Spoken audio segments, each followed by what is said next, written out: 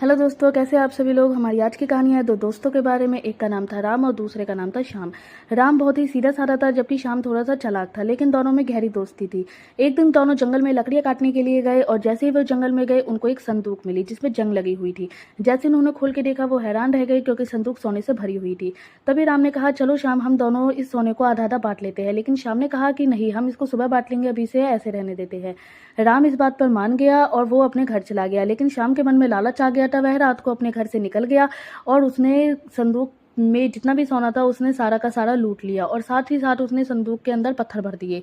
जैसे ही सुबह हुई और राम जंगल में गया सोना लेने के लिए, तो वो काफ़ी उदास हो गया क्योंकि उसने देखा कि संदूक में सोना बिल्कुल भी नहीं था, उसमें सिर्फ पत्थर ही भरे हुए थे।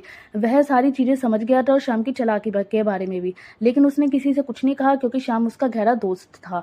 श्याम ने कुछ दिनों बाद सारा सोना शहर जाके बेच दिया और उसने एक बड़ा सा घर ले लिया। वह अच्छे कपड़े पहनने लगा और काफ़ी अमीर बन गया। लेकिन उसके मन में हमेशा चिंता रहती थी कि कहीं राम किसी को पता ना दे।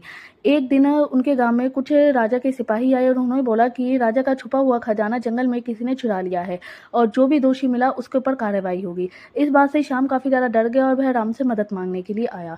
राम उसकी मदद करने के लिए तैयार हो गया और उसने बोला कि तुम चिंता मत करो, सारा सोना एक सुरक्षित स्थान पर है, क्योंकि मैंने तुम्हारे इरादे पहले ही समझ लिए थे और मैंने सारा सोना सुरक्षित रख दिया था। और अगले ही दिन राम ने सारा सोना इकट्ठा करके राजा के सिपाही को दे दिया और इस तरह उसने श्याम की जान बचा ली। तो दोस्तों, हमें इस कहानी से शिक्षा मिलती है कि हमको, अगर हम किसी के साथ भी दोस्ती कर रहे हैं तो हमारी दोस्ती की सबसे पहली शर्त ईमानदारी और वफादारी होनी चाहिए।